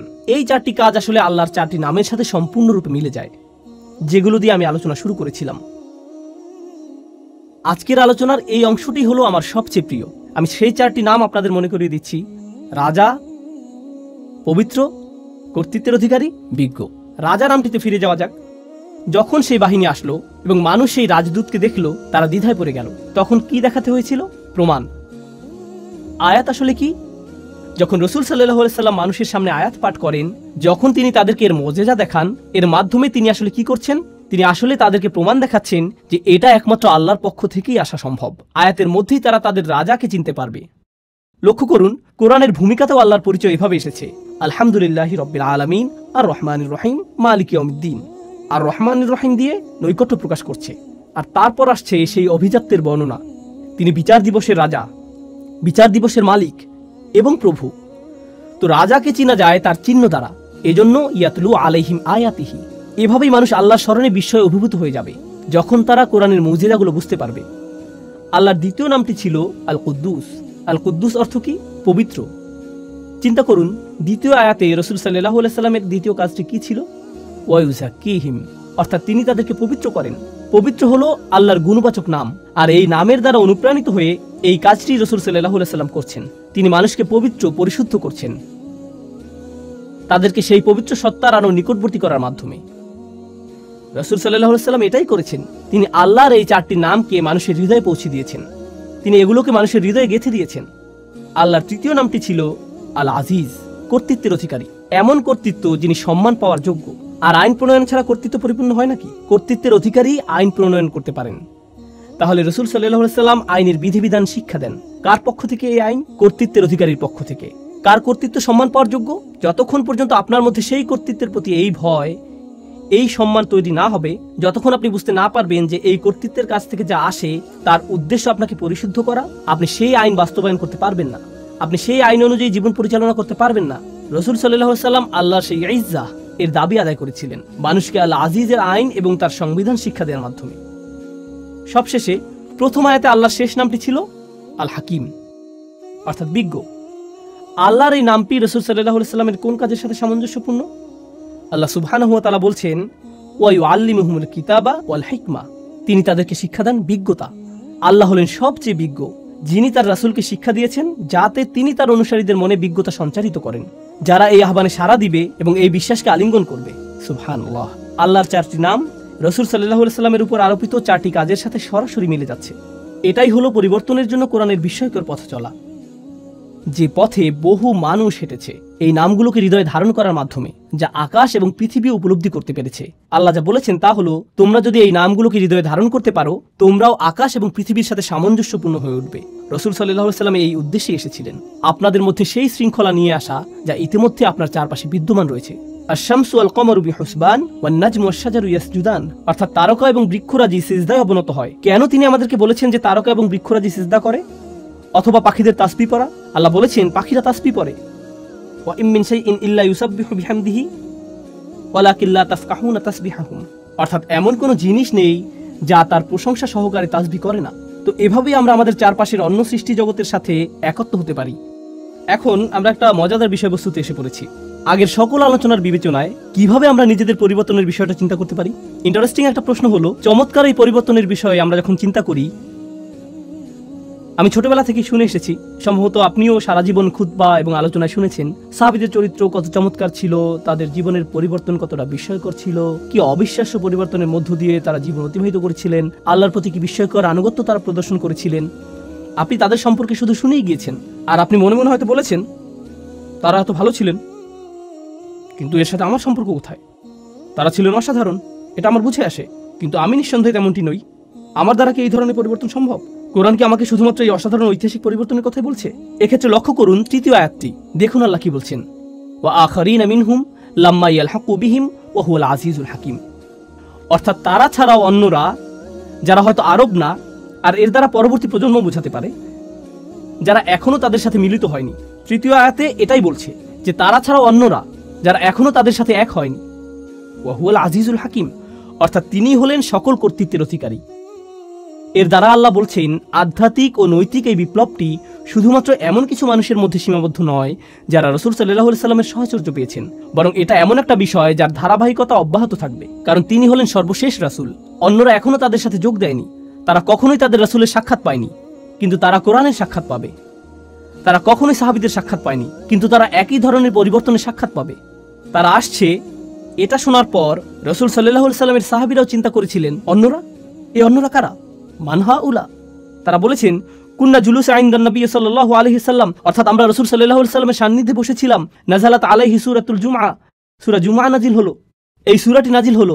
আর যখন তিনি তিলাওয়াত করতে শুরু করলেন, তিনি পড়লেন, ওয়া আখারিনা মিনহুম লাম্মা ইয়ালহাকু বিহিম, অন্যরা এখনো তাদের সাথে মিলিত হয়নি। যখন তারা এই আয়াতটি শুনলেন, তারা বললেন, এরা কারা? তখন রাসূল সাল্লাল্লাহু আলাইহি সাল্লাম তাকালেন সালমান আল ফারসির দিকে। তিনি দেখালেন সালমান আল ফারসির দিকে। এরপরে কি ঘটেছিল তা বলার আগে আসুন সালমান ফারসি সম্পর্কে কিছুটা জেনে নেওয়া যাক। যারা জানেন না তাদের জন্য বলছি, তার নামের অর্থ হলো পারস্যবাসী সালমান। নাম থেকে বোঝা যায় তিনি কোন এলাকার। তিনি পারস্য বা ইরানের মানুষ। তিনি জন্মেছিলেন এবং বেড়ে উঠেছিলেন অগ্নিপূজক পুরোহিত একটি পরিবারে। তার পরিবার ছিল অগ্নিপূজারীদের ধর্মীয় গুরু শ্রেণীর। তিনি তার ধর্মকে অস্বীকার করেছিলেন, এটা তার কাছে যুক্তিসঙ্গত মনে হয়নি।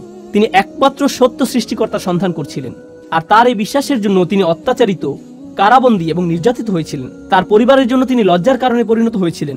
তিনি বন্দিদশা থেকে মুক্ত হলেন, পালিয়ে গেলেন সত্যের সন্ধানে। এরপর একজন খ্রিস্টান পাদ্রীর সাক্ষাৎ পেলেন, তার শিষ্যত্ব গ্রহণ করলেন, যিনি তাকে শিক্ষা দিয়েছিলেন পূর্ববর্তী আসমানি গ্রন্থসমূহ, তাওরাত, হিব্রু বাইবেল, আরও শিক্ষা দেন ঈসা আলাইহিস সালামের শিক্ষাগুলো। তাকে শিক্ষা দেন সর্বশেষ নবীর আবির্ভাবের লক্ষণসমূহ, যিনি আসবেন মদিনাতে।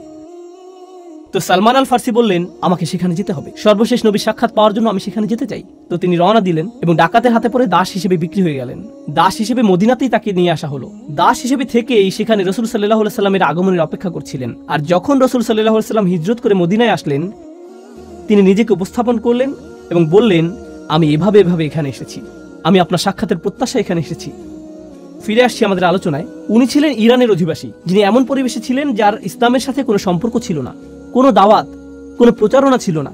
তিনি নিজে সত্যের অনুসন্ধান করেছিলেন এবং রাসূল সাল্লাল্লাহু আলাইহি সাল্লামের সান্নিধ্য লাভে ধন্য হয়েছিলেন। ইনি সেই ব্যক্তি। সাহাবীরা রাসূল সাল্লাল্লাহু আলাইহি সাল্লামকে প্রশ্ন করলেন, অন্যরা এখনো তাদের সাথে মিলিত হয়নি, এরা কারা? তিনি সালমান আল ফারসির দিকে ইশারা করলেন। তারপর বললেন, লাউ কানা ঈমানু ইনদা সুরাইয়া, ঈমান যদি বৃহস্পতি গ্রহের মতো দূরবর্তী স্থানেও থাকতো, লানালাহু রিজালুম মিন হাউলা, তার মতো মানুষেরা ঈমানের জন্য সেখানেও পৌঁছে যেত।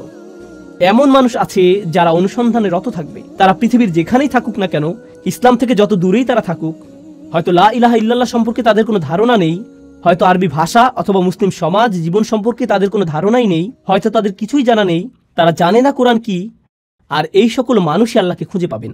রাসূল সাল্লাল্লাহু আলাইহি সাল্লাম বললেন, এরাই সেই সব মানুষ যাদের সম্পর্কে আল্লাহ বলেছেন এই আয়াতে। অন্য কথায় এই পরিবর্তন প্রথম প্রজন্ম পর্যন্ত সীমাবদ্ধ থাকেনি, এটা চলমান রয়েছে।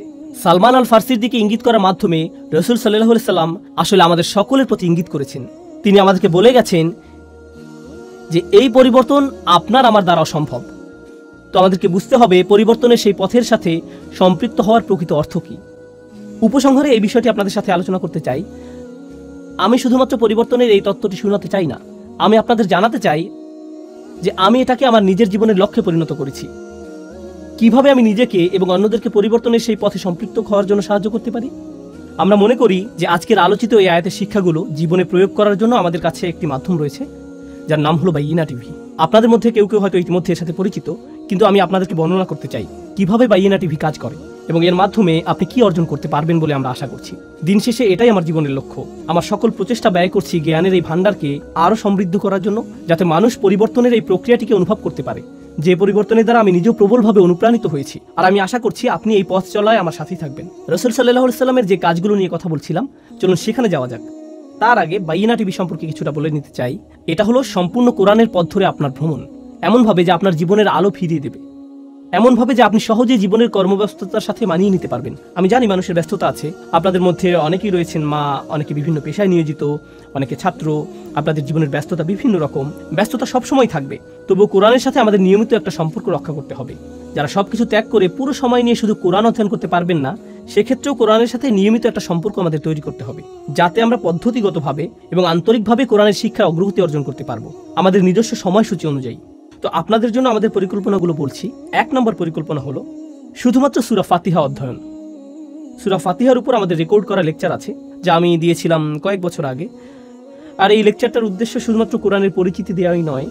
অবশ্যই আল্লাহ এবং কোরআনের জন্য শ্রেষ্ঠ পরিচিতি হলো প্রথম সূরা ফাতিহা, কিন্তু আমি এটাকে এমনভাবে উপস্থাপন করেছি যাতে এটা বোঝা যায় যে সূরাটি এতটাই সুন্দর যে ঐশী গ্রন্থের পক্ষেই একমাত্র এমনটা হওয়া সম্ভব। শুধুমাত্র অনুবাদ করে সূরা ফাতিহার শিক্ষাগুলো উপস্থাপন করা আমার উদ্দেশ্য ছিল না, বরং আমি চেষ্টা করেছি এর মজেজাপূর্ণ সৌন্দর্য এবং শক্তিমত্তাকে প্রকাশ করতে। এটাই ছিল আমার প্রচেষ্টা। আমি আসলে এই কোর্সটিকে বিশেষভাবে ভালোবাসি। এর সাথে আমার সম্পর্ক অন্যরকম, কারণ এমন অনেকের সাথে আমার সাক্ষাৎ হয়েছে যারা ছিলেন ধর্মযাজক অথবা ভিন্ন ধর্মাবলম্বী। তারা সূরা ফাতিহার এই ব্যাখ্যাটি শুনে ইসলাম গ্রহণ করেছিলেন। তো আমি মনে করি আপনার শুরু করার ক্ষেত্রে এটা গুরুত্বপূর্ণ। ফাতিহা যখন আপনার শেষ হবে, আমার আশা হলো আপনি এখন কোরআনের বাকি অংশের প্রতি কৌতূহলী হয়ে উঠছেন। ফাতিহা যদি এতটা অনুপম, সুন্দর এবং অসাধারণ হয়, কোরআনের আরও কত চমৎকারিত্ব থেকে আমি বঞ্চিত হচ্ছি। আরও কি আছে যা কোরআন থেকে পাওয়া সম্ভব? আর এর জন্যই আমি আপনাকে নিয়ে যেতে চাই ডিভাইন স্পিচ কোর্সে। ডিভাইন স্পিচ কোর্সটি আমি করেছিলাম অনেক বছর আগে। আমি পৃথিবীর অনেক প্রান্তে ভ্রমণ করেছি এই কোর্সটি করানোর জন্য, আর এটা রেকর্ড করা হয়েছে এবং এখন বাইনা টিভিতে রয়েছে আলহামদুলিল্লাহ। আমি সরলভাবে ডিভাইন স্পিচ কোর্সটির উদ্দেশ্য বর্ণনা করছি। যখন আপনি ডিভাইন স্পিচ কোর্সটি শেষ করবেন, তখন আপনাকে বলতে হবে, ওয়াও, অবশ্যই এটা আল্লাহর কাছ থেকে এসেছে, এটা কোনোভাবেই মানুষের কথা না। সেখানে আমি নিজে থেকে আপনাকে প্রভাবিত করার চেষ্টাও করিনি, এটাই সত্য। আমি শুধু দেখাতে চেয়েছি যে কোন জিনিসটা কোরআনকে অসাধারণভাবে, ব্যাখ্যাতীতভাবে সৌন্দর্যমণ্ডিত করেছে। এটা কেবলই বিনয়াবনত করে দেয়, অভিভূত করে দেয়। শুধুমাত্র এটাই আমি দেখাতে চেয়েছি। আমি ভ্রমণ করেছি এবং এই কোর্সটি করিয়েছি কখনো কখনো বিভিন্ন বিশ্ববিদ্যালয়ে এবং অন্যান্য স্থানে, কখনো অমুসলিমরা অংশগ্রহণ করেছে। আর আমার হিসাব অনুযায়ী এই প্রোগ্রামটি শুনে আমার সামনেই কমপক্ষে 15 জন ইসলাম গ্রহণ করেছে। তারা পরিবর্তিত হয়েছিলেন, আমার কোনো অবদান নেই। কোরআনের শক্তিমাত্রা এবং সৌন্দর্য সম্পর্কে আমি যা বুঝেছি শুধু তাই বর্ণনা করেছি দ্বিতীয় পর্যায়ের এই কোর্সটিতে, যার নাম ডিভাইন স্পিচ। এখন আপনি কোরআন দ্বারা বিস্ময়ে অভিভূত। এখন আপনি পরবর্তী পদক্ষেপ নিতে চান। সেই তৃতীয় পদক্ষেপটি হলো কোরআনের সামগ্রিক মেসেজ সম্পর্কে একটা ধারণা পাওয়া। সামগ্রিক একটা ধারণা, কোরআনের বিষয়ভিত্তিক সামগ্রিক একটা চিত্র। কোরআনের প্রধান বিষয়বস্তুগুলো যেভাবে এই কোর্সটি সাজানো হয়েছে তা হলো, আমি কোরআন থেকে কিছু অনুচ্ছেদ বাছাই করেছি যা কোরআনের প্রধান বিষয়বস্তুগুলোর প্রতিনিধিত্ব করে। আপনি যদি কোরআনকে কল্পনা করেন একটি বিল্ডিং হিসেবে, এই বিষয়বস্তুগুলো হলো এক একটি পিলার যা একে ধরে রেখেছে। তো আপনি যদি এই অনুচ্ছেদগুলো অধ্যয়ন করেন, কোরআনের মূল বিষয়বস্তু সম্পর্কে আপনি মোটামুটি একটা ভালো ধারণা পাবেন। এরপর কোরআনের যে অংশ আপনি অধ্যয়ন করেন, আপনি সেটিকে এই অনুচ্ছেদগুলোর যে কোনো একটির সাথে সম্পর্কিত করতে পারবেন। এটাই হলো এর উদ্দেশ্য। তো সম্পূর্ণ কোরআন অধ্যয়ন করার আগে আপনি একটি সামগ্রিক চিত্র পেয়ে যাবেন। এটি মূল বিষয়বস্তুগুলো নিয়ে বেশ পরিমিত একটা ধারণা। এটাই হলো কোরআনের বিষয়ভিত্তিক সামগ্রিক চিত্র। এখন আপনি আসলে সম্পূর্ণ কোরআনের পথে ধীরে ধীরে অগ্রসর হতে প্রস্তুত। আমি চাই না যে আপনি এখনই বেশি গভীরে চলে যান। আমি চাই যে আপনি পুরো গ্রন্থটিকে সহযোগিতা সহকারে একবার পড়ে যান। এজন্য আমি তৈরি করেছি কোরআনের সংক্ষিপ্ত ব্যাখ্যা। এই সিরিজে আপনি প্রতিদিন 15-20 মিনিট কোরআনের ব্যাখ্যা শুনবেন, ধীরে ধীরে শুনতে থাকবেন। আর যখন আপনি শুনতে থাকবেন এবং অগ্রগতি করতে থাকবেন, এতে 2 বছর, 5 বছর, 10 বছর যাই লাগুক তাতে সমস্যা নেই, কিন্তু আপনি ফোটায় ফোটায় কোরআনের অমেয় সুধা লাভ করবেন, অনুবাদ এবং সংক্ষিপ্ত ব্যাখ্যা সহকারে। বিশেষত সেই সকল অংশ যা বোঝা কঠিন, যা সচরাচর ভুলভাবে উদ্ধৃত করা হয় অথবা ভুল অনুবাদ করা হয়, সেই সকল অংশ যা দ্বিধাদ্বন্দ্ব তৈরি করে। আমি সহজ ভাষায় তা উল্লেখ করব এভাবে যে এটা আসলে এই বিষয়টাকে বোঝাচ্ছে, অথবা এই কয়েকটি শিক্ষা আমরা এটা থেকে পাই, কিন্তু এতে খুব গভীরে যাওয়া হয়নি।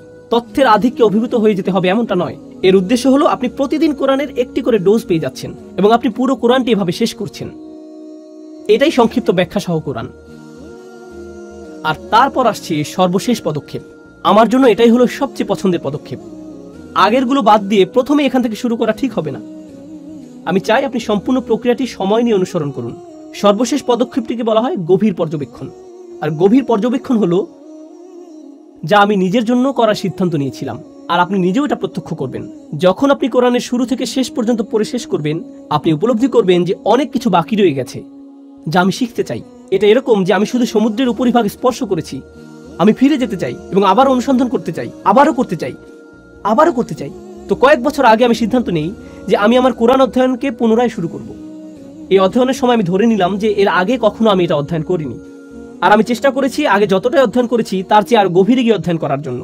আলহামদুলিল্লাহ, বাইয়েনা ইনস্টিটিউটে আমি একটা রিসার্চ টিম গঠন করেছি যারা আমাকে সাহায্য করে কোরআন নিয়ে গভীর অধ্যয়নের জন্য, যাতে আমরা আমাদের সর্বোচ্চ প্রচেষ্টা দিয়ে আপনাদের কাছে আল্লাহর বাণীর গভীরতর মর্ম উপস্থাপন করতে পারি। এটাই গভীর পর্যবেক্ষণ। এটা নিয়ে আমি ভবিষ্যতে ব্যস্ত থাকব। আমি চাই সামনে বছরের পর বছর ধরে গভীর পর্যবেক্ষণ করে যেতে, আর এটা আমি আপনাদের কাছেও আশা করি যাতে একই সাথে এই পথ চলায় অংশগ্রহণ করা যায়, যাতে একসাথে পথ চলা যায়। আমি আপনাদের কাছে সেই পথ চলা শেষ করার আশা করছি না, আমি শুধু আশা করছি আপনি সেই পথ চলায় একটা পদক্ষেপ রাখুন। আর এটা দিয়ে আলোচনাটি সমাপ্তির দিকে যাচ্ছি। এই 5টি পদক্ষেপ যা আপনাদের কাছে উল্লেখ করেছি, সূরা ফাতিহা দিয়ে শুরু, ডিভাইন স্পিচ, কোরআনের বিষয়ভিত্তিক সামগ্রিক চিত্র, সংক্ষিপ্ত ব্যাখ্যা, গভীর পর্যবেক্ষণ। এই 5টি পদক্ষেপ জানেন এগুলো কোথা থেকে অনুপ্রাণিত? এগুলো রাসূল সাল্লাল্লাহু আলাইহি সাল্লামের সেই 4টি কাজ থেকে অনুপ্রাণিত। এটা আমি আপনাদেরকে দেখাতে চাই। রাসূল সাল্লাল্লাহু আলাইহি সাল্লামের প্রথম কাজটি ছিল ইয়াতলু আলাইহিম আয়াতিহি। তিনি মানুষকে পরিচয় করিয়ে দিবেন মুজিজাসমূহ। তিনি মানুষকে পরিচয় করিয়ে দিবেন আল্লাহর বিস্ময়কর বাণী, যা তাদের রাজার সামনে তাদেরকে বিনয়াবনত করে। ফাতিহা সিরিজ এবং ডিভাইন স্পিচ সিরিজ তৈরির পেছনে আসলে এই চিন্তাটি ছিল চালিকা শক্তি। আপনি এই 2টি সিরিজের মধ্য দিয়ে যাবেন, কারণ এর মাধ্যমে আমরা আপনাকে ইয়াতলু আলাইহিম আয়াতিহি এই আয়াতটির কিছুটা স্বাদ দিতে চাই। এটাই রাসূল সাল্লাল্লাহু আলাইহি সাল্লামের প্রথম কাজ। রাসূল সাল্লাল্লাহু আলাইহি সাল্লামের দ্বিতীয় কাজটি ছিল ওয়ায়ুযাক্কিহিম, অর্থাৎ তিনি তাদেরকে পরিচ্ছন্ন করেন, তিনি তাদেরকে পরিশুদ্ধ করেন। কিভাবে তিনি তাদেরকে পরিশুদ্ধ করেন? অবিরত, নিয়মিত স্মরণের মাধ্যমে। কোরআনের বিষয়ভিত্তিক সামগ্রিক চিত্র এবং সংক্ষিপ্ত ব্যাখ্যা, এগুলোর মাধ্যমে আমরা কি আশা করছি? নিয়মিত স্মরণ। এটা এমন একটা মাধ্যম যার দ্বারা আমরা আশা করছি আপনার হৃদয় পরিশুদ্ধ হবে, আপনার মন পরিশুদ্ধ হবে। আপনি প্রতিদিন 15-20 মিনিট গাড়িতে বসে শুনতে থাকবেন, আর এর মাধ্যমে এমন উপদেশ পাবেন যা আপনাকে সারাদিন পথ নির্দেশ করবে। আপনি ক্রমশ আপনার জীবনে কোরআনের ছোঁয়া অনুভব করতে থাকবেন, কারণ আপনি অবিরত দৈনিক ডোজ নিচ্ছেন। আমি আসলে আশা করছি না যে আপনি এর জন্য কাগজ কলম নিয়ে বসবেন। আমি চাই যে আপনি শুধু শুনুন, এটাই যথেষ্ট। এর নিজেরই একটা পরিশুদ্ধকারী প্রভাব রয়েছে। আপনি যদি রাসূল সাল্লাল্লাহু আলাইহি সাল্লামের কাজগুলো লক্ষ্য করেন, সেগুলো ছিল ইয়াতলু আলাইহিম আয়াতিহি, এটা হলো ফাতিহা এবং ডিভাইন স্পিচ। ওয়ায়ুযাক্কিহিম, অর্থাৎ তিনি তাদেরকে পরিশুদ্ধ করেন। আমাদের আশা যে পরিশুদ্ধকরণ হবে কোরআনের বিষয়ভিত্তিক সামগ্রিক চিত্র এবং সংক্ষিপ্ত ব্যাখ্যার অবিরত স্মরণের মাধ্যমে। এরপরে রাসূল সাল্লাল্লাহু আলাইহি সাল্লামকে আরো যে কাজ দেওয়া হয়েছিল তা হলো তিনি তাদেরকে আইন এবং বিজ্ঞতা শিক্ষা দেন। আর শিক্ষা বলতে বোঝায় যখন আপনি একজন ছাত্র এবং আপনার জন্য রয়েছে একজন শিক্ষক, এই বিষয়টির গভীরতা আরো বেশি, এটি আরো বেশি মনোনিবেশ দাবি করে। এখন আপনাকে কাগজ কলম নিয়ে বসতে হবে, আর এজন্যই আমরা তৈরি করেছি গভীর পর্যবেক্ষণ কোর্সটি। গভীর পর্যবেক্ষণ কোর্সটি হলো কোরআনের গভীরে দৃষ্টি দেয়া, যাতে আমরা আইন কানুন শিখতে পারি এবং আমাদের সর্বোচ্চ চেষ্টা দিয়ে কোরআন থেকে বিজ্ঞতা শিখতে পারি। কোরআনে বর্ণিত এই প্রক্রিয়াটিকে আমি আপনাদের সবাইকে অনুসরণের পরামর্শ দিচ্ছি। এই মুহূর্তে আমি আপনাদের সাথে অনলাইনে কথা বলছি, হয়তো আমাদের মাঝে হাজার হাজার মাইল দূরত্ব, কিন্তু কল্পনা করুন এখন আমি আপনার সামনে বসে আছি। আমি আসলেই আপনার কল্যাণ কামনা করি। আপনি যদি ব্যক্তিগতভাবে আমার কাছে আসেন, যদি আপনার সাথে আমার দেখা হয়ে যায় কোনো এয়ারপোর্টে অথবা রেস্টুরেন্টে, আর আপনি জিজ্ঞেস করেন ওস্তাদ আমি কিভাবে কোরআন অধ্যয়ন করব, তখন এই একই পরামর্শ আমি আপনাকে দিব। আপনার প্রতি এটাই আমার ব্যক্তিগত পরামর্শ। এর জন্য একেবারে শত শত ঘন্টা ব্যয় করার প্রয়োজন নেই। না, আমি শুধু চাই অল্প অল্প করে প্রচেষ্টা করা। আমাদের রাসূল সাল্লাল্লাহু আলাইহি সাল্লাম বলেছেন খয়রুল উমুরি আদওয়ামুহা ওয়া ইন কাল্লা, অর্থাৎ সর্বোত্তম কাজ হলো সেগুলো যা নিয়মিত করা হয়। এটাই আমাদের কাছে চাওয়া হয়েছে। যদি কোরআনের পথে এই পথ চলাতে আমার মৃত্যু হয়, আমি সফল হয়ে গিয়েছি। এটাই আমার কাছে গুরুত্বপূর্ণ, এটাই আমি আপনার জন্য চাই। তো যদি আপনি আমার পরামর্শে আস্থা রাখেন, আমি চাই যে আপনি এই পথ চলায় শামিল হন। বাইয়েনা টিভির ওয়েবসাইটে যান, আজই সাইন আপ করুন। 2 সপ্তাহের জন্য ফ্রি সাবস্ক্রিপশন ব্যবস্থা রয়েছে, যাতে আপনি একটি ধারণা পেতে পারেন। আলোচনা শোনা শুরু করে দিন। প্রতিজ্ঞা করুন যে সকালে যাতায়াতের সময় অথবা বিকেলে অথবা রাতে ঘুমানোর আগে আপনি আপনার প্রতিদিনের ডোজটি নেবেন, অল্প অল্প করে, অল্প অল্প করে, অল্প অল্প করে। আপনারা হয়তো জানেন না যে ইউটিউবে আমার হাজারো ভিডিও রয়েছে। আমি কথা বেশি বলি, আমার মা আমার সম্পর্কে এমনটাই বলেন। আমার হাজারো ভিডিও রয়েছে বিভিন্ন জায়গায়। হ্যাঁ, তা আছে ঠিক, কিন্তু সেগুলো বিক্ষিপ্ত আকারে আছে। কিন্তু এটি হলো পরিকল্পিত অধ্যয়ন। এটা এরকম যেন কোরআন অধ্যয়নের জন্য আপনি আমাকে টিউটর হিসেবে পেয়েছেন। তো আমি এবং আমার সহকর্মীরা আশা করব কোরআনের এই পথ চলায় আপনিও শামিল হবেন, এবং আমি আন্তরিকভাবে আপনাদের জন্য দোয়া করি যে আপনাদের প্রত্যেকেই যাতে এই পথ চলায় সফল হতে পারেন, যাতে আমি এবং আপনি এই পথ চলায় অলসতা না দেখাই, যাতে আল্লাহ আমাদেরকে রিজিক প্রদান করেন এবং আমাদের জীবনের সৌন্দর্য, কল্যাণ এবং বারাকা দান করেন। আমাদেরকে, আমাদের সন্তানদেরকে এবং আমাদের প্রিয়জনদেরকে, আমাদের আশেপাশের মানুষেরা যাতে অনুপ্রাণিত হতে পারে সেই আলোর দ্বারা, যা আমরা অবিরত আল্লাহর কিতাব থেকে লাভ করতে থাকবো। এগুলো বানানোর পেছনে আমার উদ্দেশ্য ছিল আল্লাহর সন্তুষ্টি অর্জন। আপনার উদ্দেশ্য হওয়া উচিত তাকে সন্তুষ্ট করা, তার বাণীর সাথে সম্পর্ক স্থাপনের মাধ্যমে। ও আল্লাহ, আমি শুধু আপনার বাণী আরো বেশি করে অনুধাবন করতে চাই, আমি আরো বেশি আপনার বাণী অনুযায়ী চলতে চাই, আমি আমার হৃদয়কে আরো বেশি আপনার বাণী দ্বারা অনুপ্রাণিত করতে চাই। এটাই বাইয়ানা টিভির উদ্দেশ্য, অন্য কিছুই আমার কাছে গুরুত্বপূর্ণ নয়। আর কিছু না করে যদি আমরা এটুকুই করে থাকি, তাতেই আমি সন্তুষ্ট। আর আমি সন্তুষ্ট হব আপনার জন্য যদি আপনি আমাদেরকে সেই সম্মান দান করেন, যাতে আমরা একই সাথে আপনাকে নিয়ে এই পথ চলা শুরু করতে পারি। আশা করি দেখা হবে এই 2 সপ্তাহ ফ্রি সাবস্ক্রিপশনে। এখনই শুরু করুন, পরিবার এবং বন্ধু বান্ধবকে জানিয়ে দিন। আরো যোগ করে আমি বলতে চাই, অমুসলিম পরিবার এবং বন্ধু বান্ধব থাকলে তাদেরকেও জানিয়ে দিন, তাদেরকে একটি সাবস্ক্রিপশন নিয়ে দিন। আমার এমন কর্মচারী আছেন যারা তাদের অমুসলিম মা বাবাকে সাবস্ক্রিপশন উপহার দিয়েছেন। খ্রিস্টান মা যিনি শুনবেন সূরা আলে ইমরানের তাফসীর এবং এটি অধ্যয়ন করবেন, কেন নয়? তাদেরকে আল্লাহর কিতাবের সাথে পরিচয় করিয়ে দিন। সরাসরি কোরআন ছাড়া আর ভালো কি হতে পারে, যার থেকে তারা ইসলাম সম্পর্কে জানতে পারবে? তাদেরকে সরাসরি আল্লাহর কথা শোনার সুযোগ দিন। তো আমি আশা করছি যে এই প্রচেষ্টাটি আল্লাহ আমাদের সবার পক্ষ থেকে কবুল করে নেবেন। আপনারা সবাই আলোচনাটি শুনেছেন, এজন্য কৃতজ্ঞতা প্রকাশ করছি।